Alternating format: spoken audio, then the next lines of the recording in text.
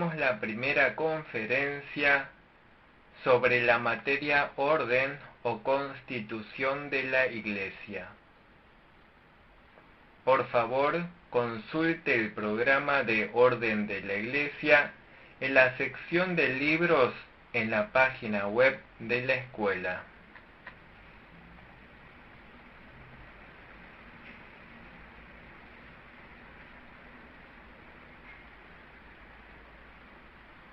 El libro de texto de Orden de la Iglesia, en primer lugar, incluye confesión de fe. Segundo, el Catecismo Menor. Tercero, forma de gobierno.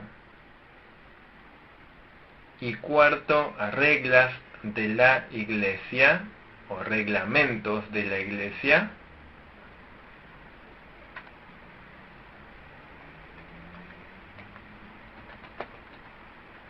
Y sexto, directorio de adoración. Primero, la confesión de fe. La confesión de fe se basa en la confesión de fe de Westminster de la Iglesia Presbiteriana. Consulten cuidadosamente la confesión de fe de Westminster. Consulte también detalladamente el Catecismo Menor original. Esta conferencia cubrirá específicamente 1. Número romano, la forma de gobierno de la materia orden de la Iglesia. Comencemos con la introducción de la forma de gobierno. Primero, hablaremos sobre varios tipos de formas de gobierno. Martín Lutero inició la Reforma en el año 1517. Como resultado, hubo una división entre la Iglesia Católica Romana y la Iglesia Protestante. Existen entre las formas de gobierno, en primer lugar, el sistema de gobierno papal. En el gobierno papal, el Papa gobierna sobre toda la Iglesia. Esta es una forma de autocracia. Aquí hay una estructura jerárquica en el clero. Esta forma de gobierno dice que el Papa no tiene error, sostiene la infalibilidad del Papa. El catolicismo romano pertenece a este régimen. La Iglesia ortodoxa griega también pertenece a este régimen. En segundo lugar, existe el sistema de gobierno episcopal.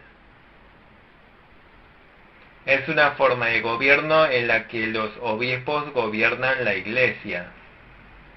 Aquí también hay una jerarquía dentro del clero. Los que tienen este sistema de gobierno son la Iglesia Metodista, la Iglesia Luterana, la Iglesia Anglicana y la Iglesia Nazarena.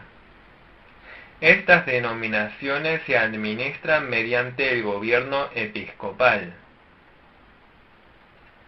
Tercero, el gobierno independiente. Este es un sistema de gobierno en el cual cada iglesia local tiene libertad de administración. Las iglesias no están gobernadas bajo la jurisdicción de otros tribunales. Los derechos son enteramente dados a miembros laicos. Las iglesias con esta forma de gobierno son la iglesia congregacional y los cuáqueros. Estas iglesias adoptan el gobierno independiente. Cuarto, el sistema de gobierno congregacional. Este sistema es similar a la independiente. Sin embargo, los representantes de cada iglesia local forman una organización. Ninguna iglesia es superior a otra, ni manda ni gobierna sobre otra. Cada iglesia se gobierna independientemente. La Iglesia Bautista pertenece a esta forma de gobierno. Quinto, el sistema de gobierno presbiteriano. La forma de gobierno que hemos adoptado nosotros es la presbiteriana. Los miembros de iglesias locales eligen ancianos para formar el consistorio de la iglesia. El consistorio de la iglesia entonces gobierna sobre los creyentes en esta forma de gobierno. La soberanía está en manos de los miembros de la iglesia. El gobierno presbiteriano tiene características tanto democráticas como republicanas. Esto finalmente forma parte del gobierno teocrático, porque las iglesias reciben la guía y el gobierno de Dios. El consistorio está compuesto por el pastor y los ancianos o presbíteros. Arriba del consistorio está el presbiterio. Sobre el presbiterio está la Asamblea General, el nivel más grande. Estos son los tres órganos rectores, las tres instancias de disciplina.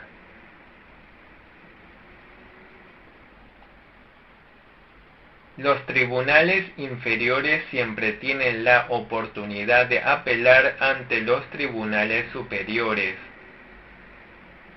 Se permiten 3 instancias de juicio por caso. Se da la oportunidad de hacer apelaciones. La forma presbiteriana de gobierno es el sistema gubernamental más bíblica y con mayor trayectoria histórica. Por ejemplo, había ancianos en el tiempo de Moisés, Éxodo 30:16, Éxodo 18:25, Números 11:16. Había ancianos en los tiempos de la iglesia primitiva y los apóstoles. Hechos 14:23, 18:4, Tito 1:5, Primera de Pedro 5:1, Santiago 5:14. El sistema de gobierno presbiteriano es más bíblico y ha sido históricamente reconocido en la Iglesia. La actual forma de gobierno presbiteriano está basada en las constituciones de Westminster de Inglaterra. La Asamblea de Westminster se reunió en Inglaterra en el año 1643. La Asamblea estaba compuesta por 121 pastores y 30 ancianos o presbíteros. Se reunieron y formaron la Constitución de la Iglesia Presbiteriana. La Asamblea General de la Iglesia lo adoptó y lo declaró como Constitución. En el año 1788, en Nueva York, se formó otra constitución basada en esta constitución. La Iglesia Presbiteriana del Norte de Estados Unidos compuso esta constitución. Las primeras iglesias de Corea redactaron esta constitución presbiteriana en la Asamblea General de 1917. Se hizo una revisión en el año 1934. Fue luego revisada una vez más en el año 1954. Ahora estudiaremos los principios preliminares de gobierno. Hay 8 principios preliminares de esta forma de gobierno. Capítulo 1. Principios preliminares. Sección 1. Libertad de conciencia. Solo Dios es soberano sobre la conciencia. Dios nos ha dado la conciencia. Dios hizo que no recibamos enseñanzas y mandatos humanos exagerados que transgredan la Biblia en lo referente a nuestra fe y culto. Por lo tanto, la humanidad tiene derecho de no ser oprimido bajo ninguna situación en cuanto a la fe. Cada uno tiene derecho de ser juzgado por su propia conciencia y nadie puede ser privado de este derecho. La conciencia del creyente es la conciencia que se atiene a la Biblia. Primera de Timoteo 1:5, Primera de Timoteo 1:19. La conciencia del creyente siente en su corazón la libertad de obedecer solo a Dios. La libertad de conciencia solo está limitada por la Biblia. La libertad de conciencia consiste en obedecer las enseñanzas de la Biblia, sea que estemos de acuerdo o no. Sin embargo, cada individuo tiene la libertad de juicio sobre asuntos no tratados en la Biblia, cada uno según el juicio de su propia conciencia. Por lo tanto, la libertad de conciencia no debe rechazar la gobernación eclesiástica que se basa en la Biblia. El creyente debe someterse a la legítima disciplina y orden de gobierno eclesiástico. Los tribunales eclesiásticos no deben hacer reglas que restrinjan la conciencia de los creyentes. Sección 2. Libertad de la Iglesia. La libertad de la Iglesia significa que tiene la libertad para organizar el gobierno de la Iglesia según lo establecido por Jesucristo. Es la libertad para elaborar institución y organización de la Iglesia. La Iglesia no debe depender del poder del Estado. Por eso nuestro Señor Jesús también dijo que hay que darle a César lo que es de César y a Dios lo que es de Dios. El Estado no debe interferir en asuntos espirituales de la Iglesia. La Iglesia tampoco debe depender de los poderes del Estado. Sin embargo, el creyente debe cumplir como ciudadano sus deberes y responsabilidades hacia su nación. La Iglesia y el Estado deben respetar entre sí la autoridad que Dios les ha dado. La Iglesia también debe aceptar el gobierno del presbiterio y la Asamblea General. Sección 3. Deberes de los oficiales de la Iglesia.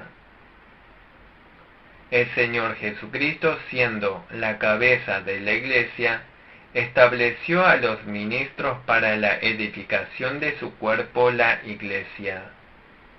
Hizo que los ministros predicaran el Evangelio, administraran los sacramentos y también guiaran a los creyentes para que cumplan con los deberes de la verdad. Si algún creyente cree en falsas doctrinas o tuviere conductas malas, los ministros y el tribunal de disciplina deben reprenderlo. Siempre hay que juzgar conforme a las leyes enseñadas por la Biblia.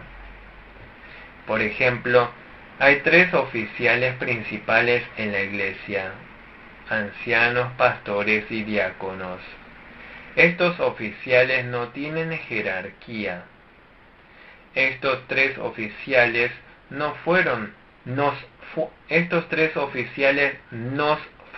dados por Dios según nuestros dones. Debemos servir a la iglesia con nuestros dones dados por Dios.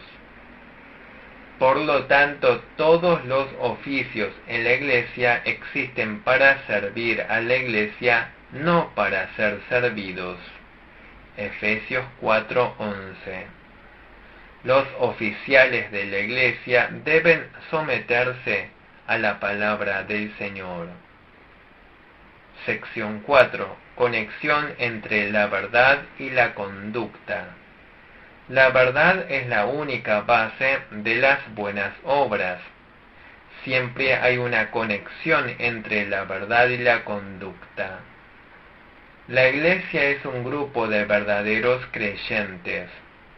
Los verdaderos creyentes dan fruto de la fe. Jesús dijo: por su fruto los reconoceréis. Mateo 7:16. La verdad y la falsedad no pueden ser iguales. La fe y la conducta no pueden separarse. Sección 5. Cualificaciones de los oficiales. La iglesia debe proponer oficiales dependiendo del principio de la sección 4. Hay que establecer normas para elegir oficiales que crean y obedezcan completamente la doctrina de la iglesia. No debemos establecer a cualquier persona como oficial de la iglesia. Deben ser de sano pensamiento. Debemos observar cuán sano es habitualmente un individuo en su ideología cristiana. A través de la capacitación y pruebas hay que discernir si la persona tiene o no fe. Solo los que practican la verdad y son sanos en la fe deben convertirse en oficiales de la iglesia. Primera de Timoteo 3:6. Sin embargo, se deben tolerar diferencias mínimas sobre cuestiones de opiniones. Sección 4. Derecho de votar a los oficiales. En cualquier asamblea, el derecho de votar a sus oficiales se encuentra en esa asamblea misma. La iglesia misma puede elegir a los oficiales. Hechos 1:22, Hechos 6:5, Éxodo 18:20. La congregación tampoco puede elegir a los oficiales como le plazca, sino que debe elegir oficiales teniendo la Biblia como el estándar.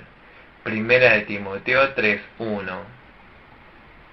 Sección 7. Jurisdicción.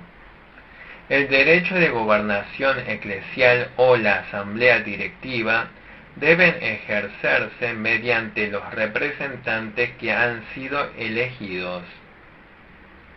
La gobernación eclesial se ejerce y se comunica conforme al mandato de Dios. Mateo 16:19. Por eso el derecho de gobernación no se debe ejercer según el antojo de uno. La gobernación eclesial no debe ir más allá de la comunicación de la palabra. La dirección debe ejercerse en mansedumbre y humildad. Gálatas 6:1. Siempre debemos recordar que la Biblia es la norma para dirigir. Sección 8. Disciplina.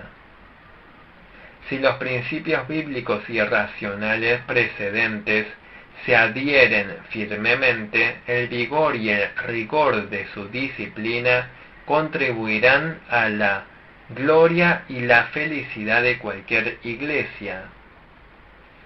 La disciplina eclesiástica debe ejercerse puramente moral y espiritual. La disciplina eclesiástica no aplica castigo mediante la ley civil. Por lo tanto, la disciplina eclesiástica no debe depender de la fuerza del Estado ni ejercer violencia. La disciplina debe ser ejercitada espiritualmente por las leyes de Dios. Debe apelar a la palabra de Dios, Deuteronomio 1:17. El juicio pertenece a Dios. Por lo tanto, la justicia es importante en la disciplina. También debe ser reconocida por todos. Debe derivarse del cuidado y la bendición de Jesús, que es la cabeza de la Iglesia universal. Los gobernantes y los gobernados deben ser reconocidos. Todos los juicios deben ser justos. La disciplina no es un castigo en su naturaleza, sino una corrección, discipulado y entrenamiento. El propósito de la disciplina no es destruir al pecador, sino ayudarlo a vivir. El propósito es llevarlo al arrepentimiento y enderezarlo. Por lo tanto, debemos disciplinar con la palabra de Dios y en el nombre de Cristo. El propósito de la disciplina es proteger la verdadera doctrina de la Iglesia. También es alentar a los creyentes a vivir vidas piadosas y a las buenas obras. Su propósito es también corregir a los infractores. Capítulo 2. La Iglesia. Sección 1. Establecimiento de la Iglesia.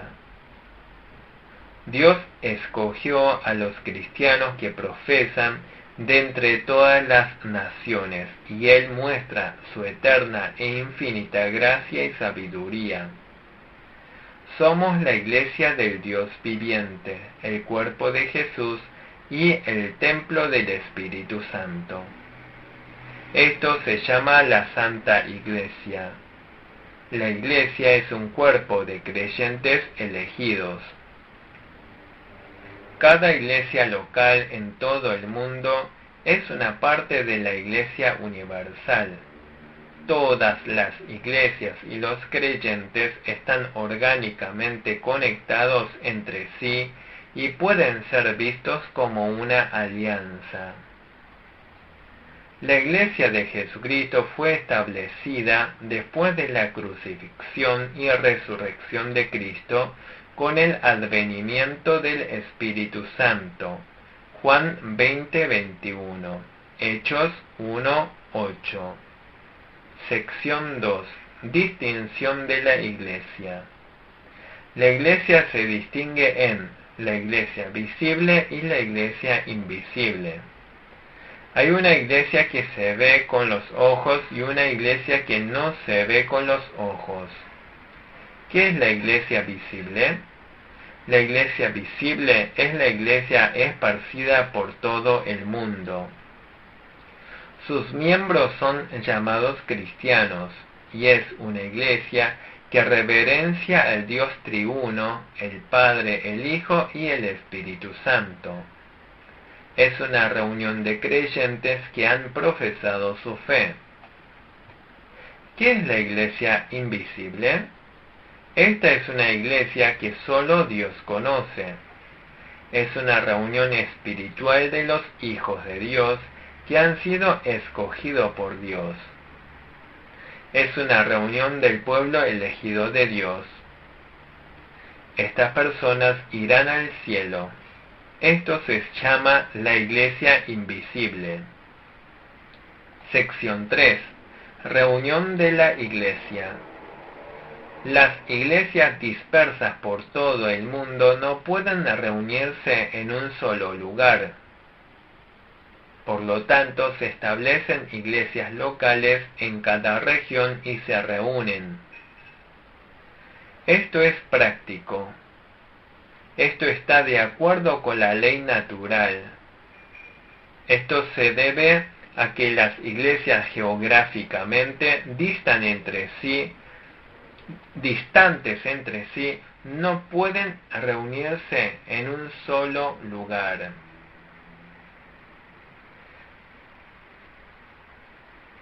La Biblia habla de nombres de iglesias en diferentes lugares. Gálatas 1:2, Apocalipsis 1:4, Apocalipsis 1:20. Había 7 iglesias en Asia. Había varias iglesias en regiones grandes. Sección 4. Iglesias locales. Una iglesia local consiste en un número de creyentes que profesan a Jesús. Se reúnen en un lugar designado y juntos adoran a Dios. Viven vidas piadosas, se unen bajo las enseñanzas de la Biblia para el progreso del reino de Jesús. Se someten al estatuto de la iglesia y se reúnen en un momento específico para el culto público. Una iglesia es una iglesia verdadera solamente cuando está de acuerdo con la Biblia. Mateo 18:19.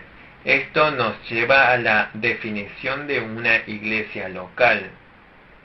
Una iglesia local consiste en un número de creyentes de Jesús y sus descendientes que voluntariamente se reúnen para la adoración. Gálatas 1:22.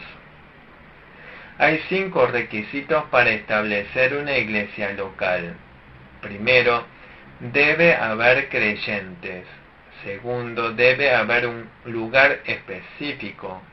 Tercero, hay que rendirle culto a Dios y vivir una vida piadosa. Cuarto, trabajar por el avance del reino de Jesús.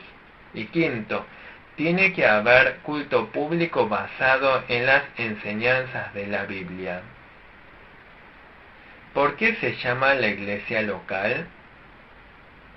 La iglesia local se refiere a una iglesia local de un presbiterio.